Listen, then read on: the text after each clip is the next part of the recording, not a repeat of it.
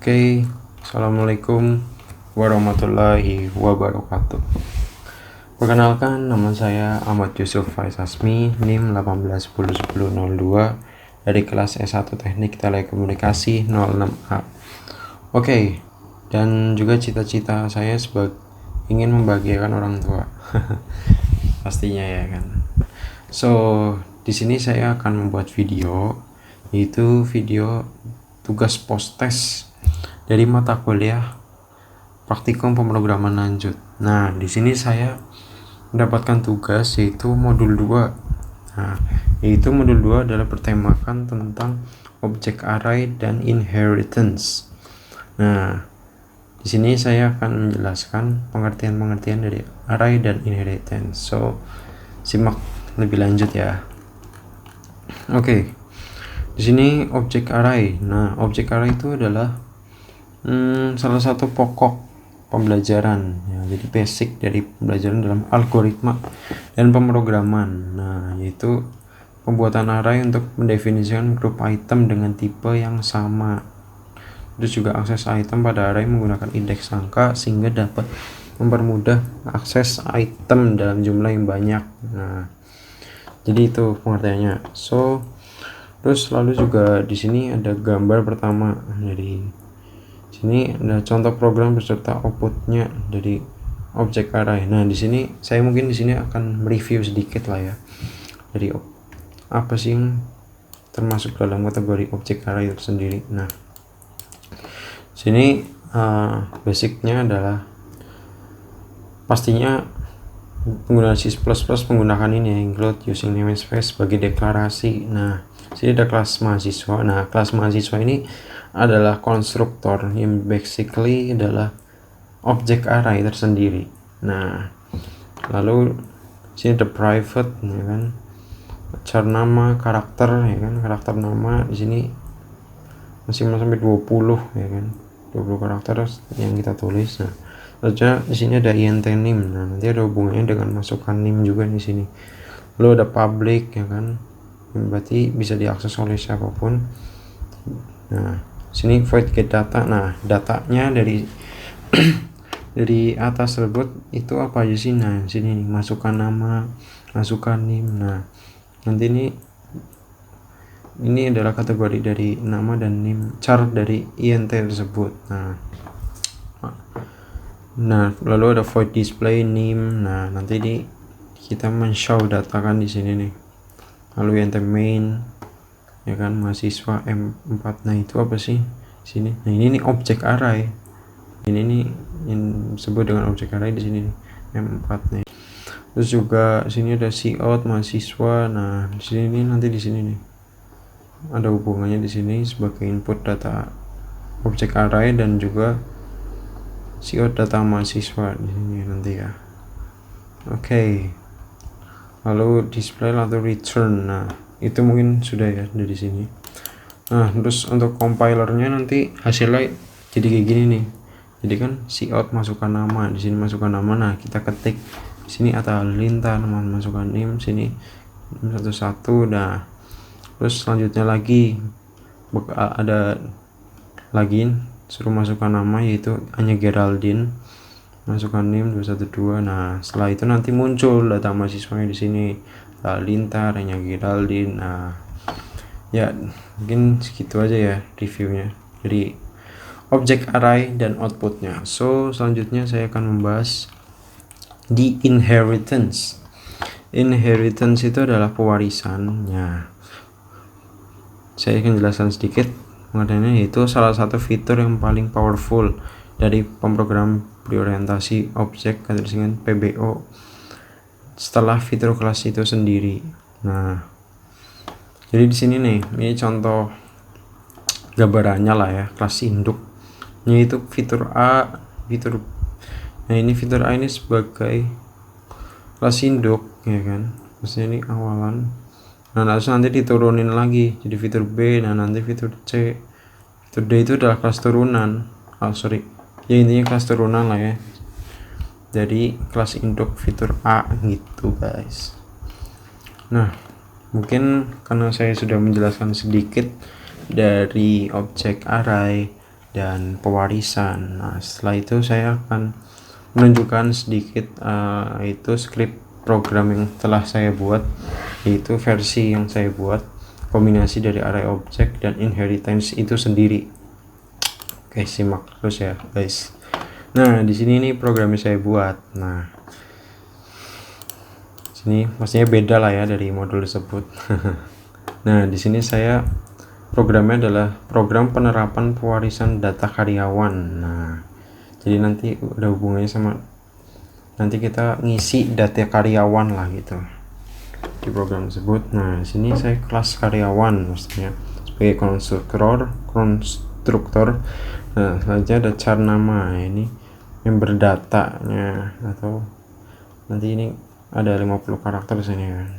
Lalu public, berarti menentukan akses basis public. Nah, sini dari konstruktor tersebut nanti kita ngapain aja. Nah, di sini nih cout suruh masukkan nama, nanti kita di layar compiler kita suruh masukin nama di sini ya kan. Terus void display ya kan sebagai proses tampilan output ya kan di layar. Ini nama. Nah, habis itu di sini langsung ada kelas turunannya yang sebelumnya saya jelaskan ya kan. Ini kelas jabatan sebagai kelas turunannya dari kelas induk karyawan gitu. Jadi bisa dibilang ini turunan level satunya lah gitu. Nah, selanjutnya sini char tingkat jabatan ya kan sebagai member data, yang nick. Nah, nick itu yang di nomor KTP itulah. Lalu public, nah nanti bisa diakses siapapun. Sini langsung jabatan ya kan sebagai konstruktor di sini sebagai kelas turunannya. Nah, nanti di konstruktor ini ngapain aja. Nah, di sini nih cout masukkan jabatan, nanti ada nick ya kan suruh masukkan nick. Nah, lalu di sini ada proses tampilan output ke layar gitu. Nanti di layar suruh masukin jabatan, nick. Nah, habis itu ada kelas turunan lagi ya kan. Di sini yaitu kelas darah dari kelas turunan sebelumnya, yaitu jabatan. Berarti bisa dibilang ini kelas turunan level 2 nya gitu loh. Lalu darah sebagai konstruktor sini. Lalu cout golongan darahnya nanti. Nah, di sini nanti kita bakal masukin golongan darahnya apa sih di situ ya kan. Nah, setelah selesai nanti di sini kita langsung in the main IJ. Nah, sini sebagai masukan data karyawan ya kan di tampilan awalnya. Lalu kan setelah kita udah mengisi nanti bakal ada tampilan data karyawannya gitu lah. Nah, kita compile aja di sini. Oke, tunggu sebentar.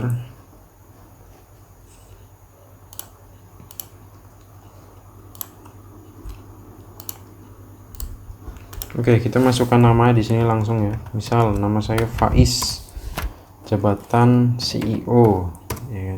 Nick bebas salah-salah aja di sini. Nah, golongan darah O misal. Terus Rizky, misal masukkan data selanjutnya Rizky, jabatannya sekretaris. Nah, nicknya 987 misal AB lah.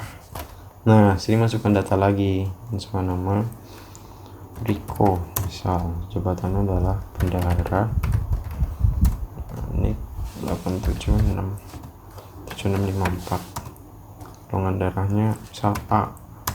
Nah, habis itu setelah kita masukin data langsung ditampilkan. Nah, di sini tampilannya itu ada 3. Ini yang kita fokuskan adalah sebagai Faiz, nama dan golongan darah dari 3 data karyawan tersebut. Oke. Tadi kita kan sudah membahas programnya. Setelah itu flowchartnya bagaimana sih? Nah, flowchartnya itu gimana? Nah, flowchartnya itu seperti ini guys. Tunggu sebentar. Oke. Nah, flowchart ya secara singkatnya adalah sebagai step-stepnya lah, ibaratnya yang langkah-langkahnya gitu loh. Nah, Selanjutnya di sini ada 3 simbol ya di sini yang saya buat, yaitu ada sebagai start sini, ini adalah simbol dari terminasi, yaitu sebagai titik awal dan sebagai titik akhir di sini ya, start dan end. Nah selanjutnya sini saya ada simbol namanya input output. Nah ini sebagai sinyal input dan output dari suatu flowchart. Nah selanjutnya di sini adalah simbol dari processing. Nah ini adalah sebagai processing. Nah step-stepnya apa aja sih ya? Yang awal pasti dimulai dulu ya kan, start. Lalu kita membuat lagi di sini kelas induk karyawan. Nah tadi kan kita udah buat nih di sini kelas induk karyawan di sini. Nah ini sebagai kelas induk di sini. Nah lalu di kelas karyawan itu nanti kita suruh masukkan namanya. Nah lalu di stepnya lagi sini ada kelas turunan jabatan ya kan, sini jabatan, yaitu suruh masukkan jabatannya apa ya kan, sebagai apa. Nah lalu sini ada kelas turunan golongan darah ya kan. Nah ini nih golongan darah. Nah sorry, harusnya di sini kelas turunan darah aja ya di sini.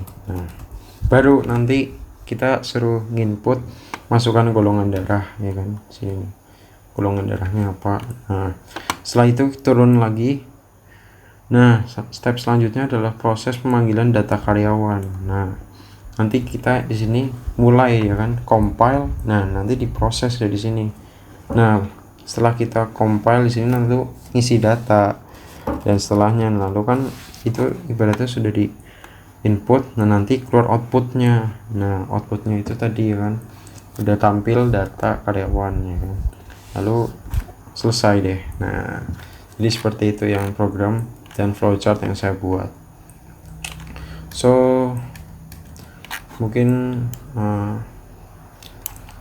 sekian video dari saya, video proses yang saya buat. Apabila ada kesalahan yang saya ungkapkan mudah-mudahan bisa dimaafkan ya. So sebelum saya akhiri, mungkin saya akan memberikan quotes pada kalian semua, bahwa saya terinspirasi dari quotesnya Warren Buffett, yang dimana adalah risk comes from not knowing what are you doing. Nah mungkin bagi yang kalian nggak tahu artinya, mungkin bisa terjemahan ya. Dan Warren Buffett itu adalah seorang investor yang terkaya di dunia. Jadi dia adalah inspirasi bagi saya. Oke, terima kasih yang sudah menonton, mudah-mudahan bermanfaat videonya, dan makasih. Wassalamualaikum warahmatullahi wabarakatuh.